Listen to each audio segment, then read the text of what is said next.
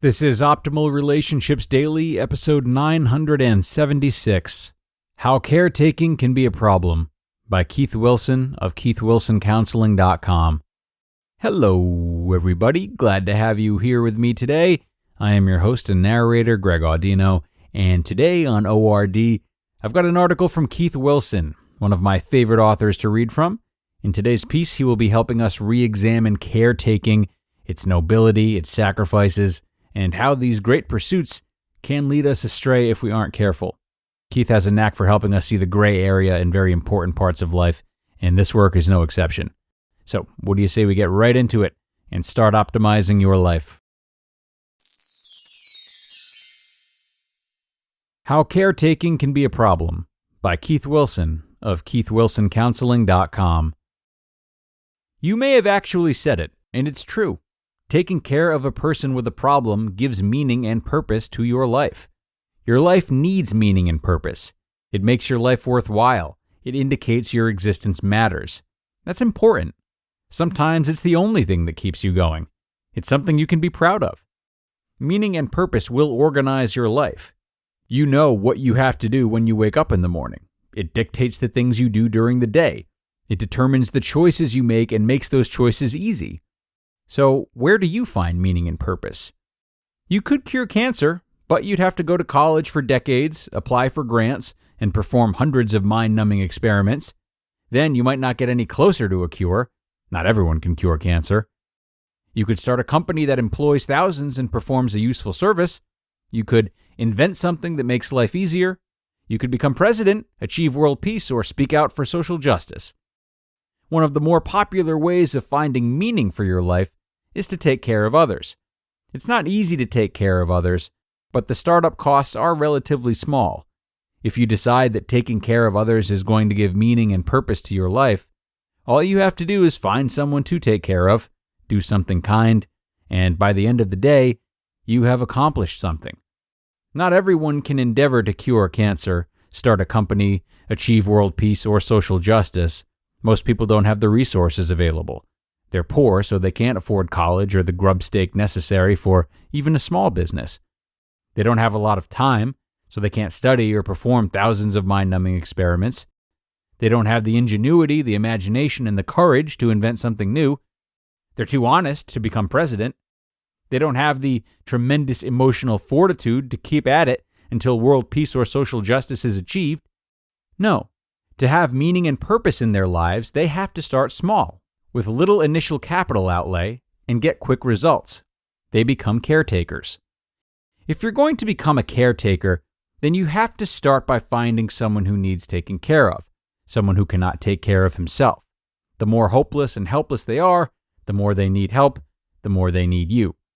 You get more points for taking care of someone who is majorly messed up than for someone who is only a little messed up.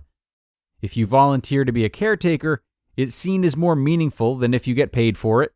In fact, if you devote your entire life to it and, marry the person you're taking care of, then it makes you totally heroic.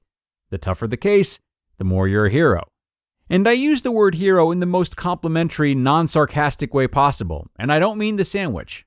Being a hero is the whole idea. Of course, being a hero really grinds you down, but meaning and purpose ennobles the sacrifices you make. You forget yourself, put your own needs on the back burner, and do whatever is necessary. It'll kill you, and you know it. It wouldn't be heroic if it didn't. Your friends will look at how caretaking is grinding you down, and they won't like it. They'll try to warn you. They'll say you're crazy to be taking care of someone and getting so little in return.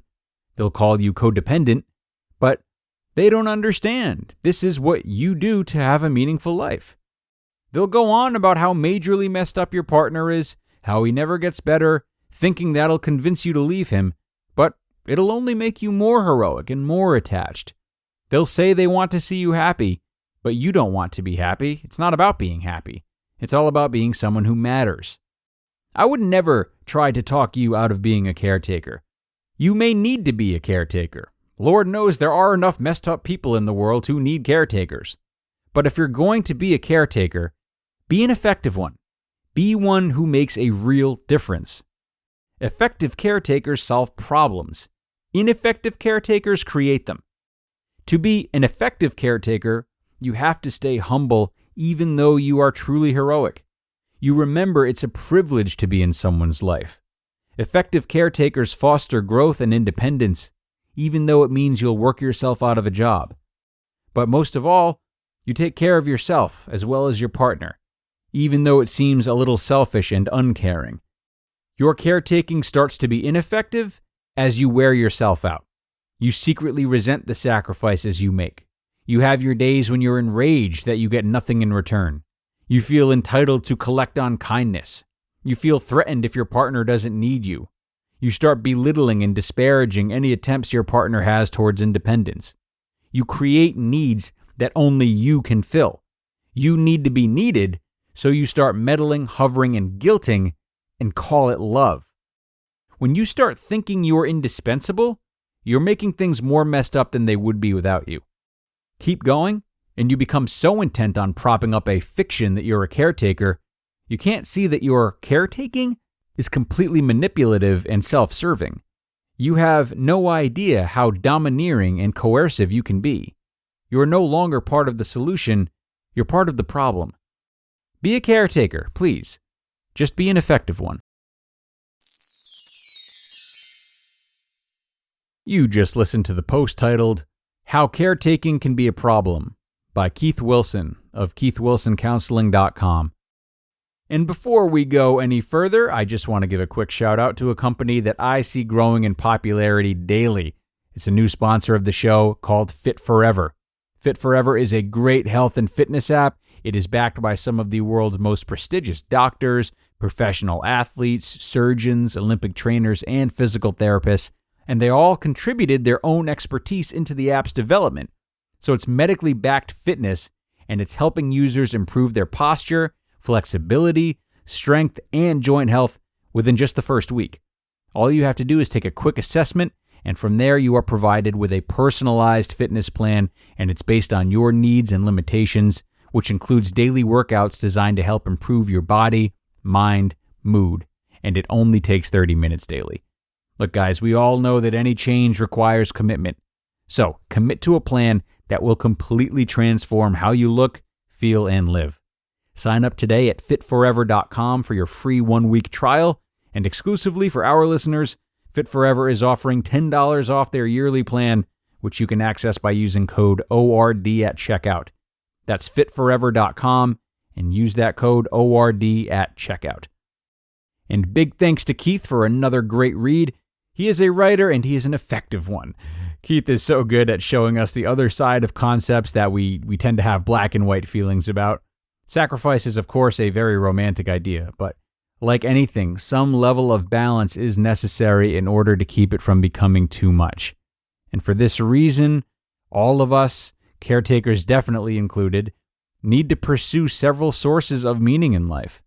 The more reliant we become on just one or two things, the more we demand from them without realizing it, and the harder it becomes to see the ways in which we might be developing an unhealthy relationship with it. It's not a complicated solution, but it's very challenging for many people to commit to, especially with time constraints, resource constraints, and not to mention identity constraints. Regardless of how much time and love you're putting into anything, even if you're getting love right back, you mustn't be so seduced by it that you let other sources of love fall by the wayside.